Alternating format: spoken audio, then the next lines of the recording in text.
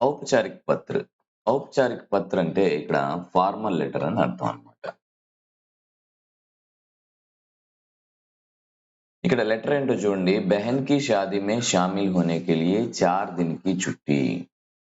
Reason ఇచ్చేసాడు అనమాట. బెహన్ కి షాదీ కే లియే 4 दिन की छुट्टी మాంగతే హుయే. ఎవరికి రాయాలి? ప్రధాన అధ్యాపక్ కే నామ్ పత్ర లిఖియే. సో ఫస్ట్ మనం ఈ లెటర్ యొక్క సంబంధించినటువంటి క్వశ్చన్ బాగా చదివిన తర్వాత ఎవరికి రాయాలి అనేటువంటిది ఇక్కడ ప్రధానాధ్యాపక్. కాబట్టి అడ్రస్ ఇక్కడ ప్రధానాధ్యాపక్ గురించి వస్తుంది. సో తర్వాత రీజన్ ఏంటి అన్నప్పుడు బెహన్ కి షాదీ. సో రీజన్ ఇక్కడ రాస్తావు. ఎన్ని రోజులు అనేటువంటిది 4 दिन అనేటువంటిది ఉంది. సో కాబట్టి ఎక్కడి నుంచి ఎక్కడి వరకు అనేటువంటిది ఈ ప్లేస్ లో ఓకేనా. సో 4 days అనేటువంటిది మెన్షన్ చేస్తావు. మిగతాదంతా కూడా కామన్ గా వస్తుంది. ఓకే. సో ఇక్కడ చూడండి ఫస్ట్ అన్నిట్లో కామన్ గా వచ్చేటువంటిది ఏంటి దీంట్లో అంటే ఫస్ట్ ది స్థాన్. ఓకేనా. ఫర్ ఎగ్జాంపుల్ ఇక్కడ నెల్లూరు అనుకోండి.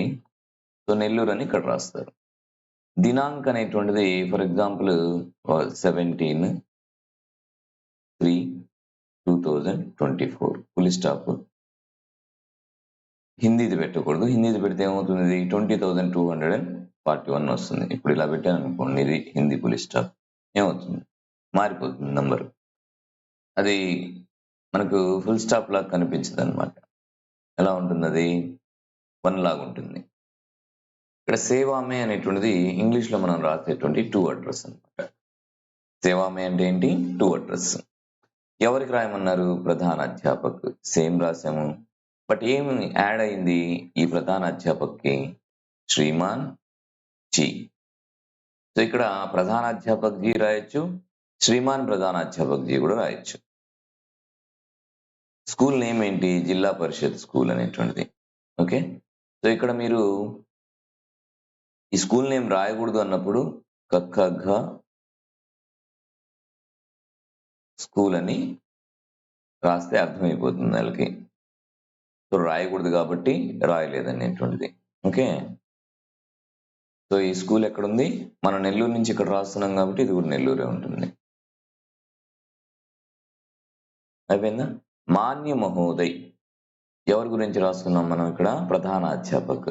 సో ఆయన్ని ఏ విధంగా సంబోధించాం? ఇక్కడ మాన్య మహోదయ్ అని సంబోధించి రాశాం. మాన్య మహోదయ్ అంటే ఇక్కడ డియర్ సార్ అని. హృదయపూర్వక నమస్కారాలు అని చెప్తాం కదా ఇక్కడ, సాదర్ ప్రణామ్ అనేటువంటిది.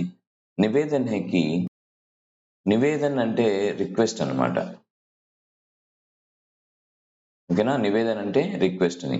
నా రిక్వెస్ట్ ఏంటంటే మేరీ బెహన్ కి షాదీ హే. ఇక్కడ బెహన్ అని రాశారు కాబట్టి ఇక్కడ మేరీ అని రాయాలి, మేరా అని రాయకూడదు అనమాట. మేరీ బెహన్ కి షాదీ. సో షాదీ స్త్రీలింగ్ కాబట్టి ఇక్కడ కీ రాయాలి. మేరీ బెహన్ కి షాదీ అనాలి. బెహన్ కే గాని బెహన్ కా గాని రాయకూడదు. బెహన్ కి షాదీ. బెహన్ కి షాదీ హైదరాబాద్ మే హోనే వాలి హే. షాదీ గురించి చెప్తున్నాం కదా, కాబట్టి ఇక్కడ హోనే వాలి హే, హోనే వాలా, హోనే వాలే హే అని రాయకూడదు. సో షాదీ అనేటువంటిది సబ్జెక్ట్ ఇక్కడ, కాబట్టి హైదరాబాద్ మే హోనే వాలి హే. షాదీ హైదరాబాద్ మే హోనే వాలి హే. ఇస్ కారణ్ మే 4 दिन. ఇస్ కారణ్ అంటే ఒక లైన్ లో చెప్పేసాం అనమాట. సాదర్ ప్రణామ్ అని చెప్పారు, ఆ తర్వాత నివేదన్ హేకి మేరీ బెహన్ కి షాదీ హైదరాబాద్ మే హోనే వాలి హే. అయిపోయింది. ఇస్ కారణ్ ఈ రీజన్ వల్ల అంటే ఈ కారణం చేత మే 4 दिन అంటే 4 రోజులు పాఠశాల నహి ఆసకుంగా. పాఠశాల అంటే స్కూల్, ఆసకుంగా అంటే రాగలుగుతానని, నహి ఆసకుంగా అంటే రాలేనని. ఓకేనా. ముజే అంటే నాకు, ఎక్కడి నుంచి? ఇక్కడ మీరు ఏ రోజైతే ఆ లెటర్ రాస్తున్నారో అక్కడి నుంచి, ఇప్పుడు 17 నుంచి. ఓకే.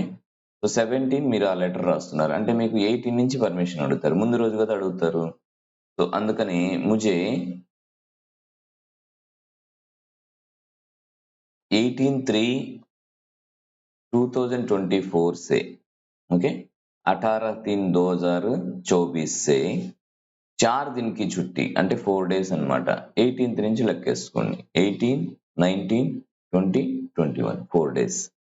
సో 21/3/2024 2024 तक 4 दिन की छुट्टी देने की 4 दिन అంటే టోటల్ 4 డేస్ ఎప్పటి నుంచి ఎప్పటి వరకు అనేటువంటిది ఖచ్చితంగా మెన్షన్ చేయాలి డేట్ ఓకేనా తక్ అంటే వరకు అని 4 दिन की छुट्टी అంటే 4 డేస్ లీవ్ అనేటువంటిది దేనేకి కృపా కరే అంటే లీవ్ ఇవ్వమని నా ప్రార్థన అంటే దయచేసి నాకు లీవ్ గ్రాంట్ చేయగలరు అనేటువంటిది సో ధన్యవాద్ సో ఇది ధన్యవాద్ అనేటువంటిది ఎండింగ్ అన్నమాట లెటర్ సంబంధించినటువంటి ఎండింగ్ ఇంక లెటర్ అయిపోయింది అని తెలియచేసేటువంటి వర్డ్ అన్నమాట కంపల్సరీగా రాయాలి ఆప్కా వినమ్ర ఛాత్ర ఆప్కా వినమ్ర అంటే హంబుల్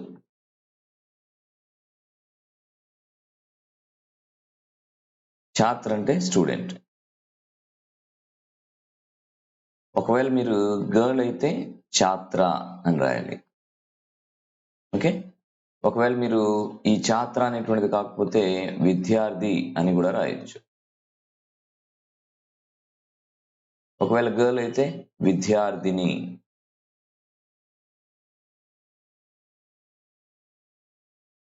ఓకే ఈ విధంగా రాయాలి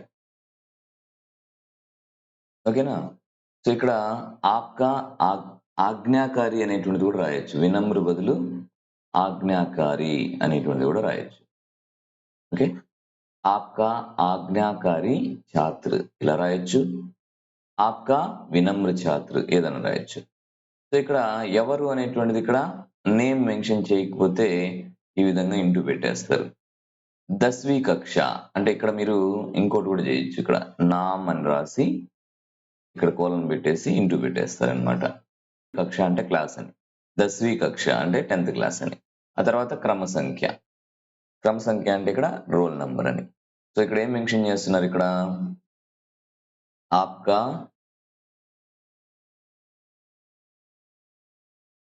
వినమ్ర ఛాత్ర ఒకటి ఆ తర్వాత నామ్ కక్ష క్రమ సంఖ్య అంతేనా సో ఎన్ని వచ్చాయి ఇక్కడ 1 2 3 4 అంటే ఇక్కడ ఆప్కా వినమ్ర ఛాత్ర అనేటువంటిది ఇక్కడ పేరు రాసేస్తే ఇంకా మీరు చదివేటువంటి క్లాస్ ఏదైతే ఉందో అది ఇక్కడ రాస్తారు ఇక్కడ మీరు 10वीं అని రాయొచ్చు ఇక్కడ ఏమి ఇంటూ పెట్టనక్కర్లేదు కాబట్టి ప్రతిదానికి ఇంటూలు పెట్టొద్దు సో ఇక్కడ మళ్ళీ క్రమ సంఖ్య అన్నప్పుడు 53 అనుకోండి సో ఇట్లా రాసేసేయండి సో ఇది ఈ అడ్రస్ అనేటువంటి చాలా మంది పిల్లలు రాయట్లేదు అంటే ఇక్కడ లాస్ట్ లో స్వనిర్దేశ్ అంటారు దీన్ని ఏమంటారు స్వనిర్దేశ్ అంటే మీ గురించి మీరు చెప్పడం సో కాబట్టి మీ డీటెయిల్స్ ఇక్కడ రాయకపోతే ఈ లెటర్ అంతా బాగా రాసి ఏం లాభం సో కాబట్టి ఇది ఖచ్చితంగా రాయాలన్నమాట మీరు రాసినటువంటి లెటర్ కి మీకు ఇచ్చేటువంటి మార్క్స్ చూడండి ఇక్కడ ప్రేషక్ అనేటువంటిది అంటే మీ అడ్రస్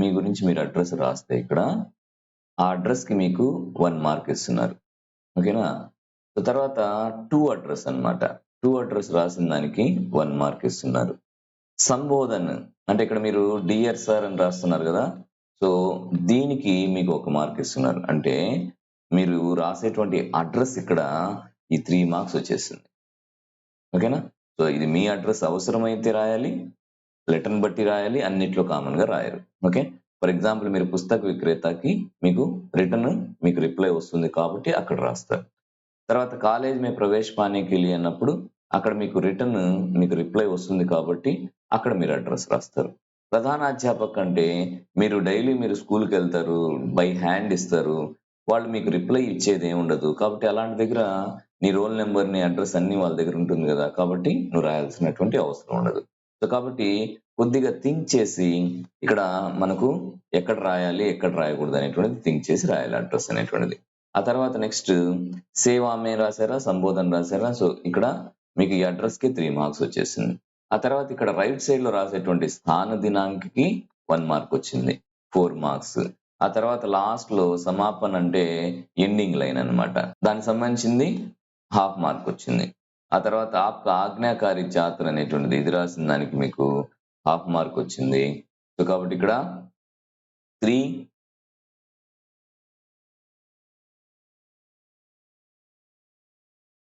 ఇక్కడ మీరు రాసేటువంటి ప్రతిదీ కూడా 1 మార్క్ అనుకోండి okay so for example 1 2 3 4 so 5 6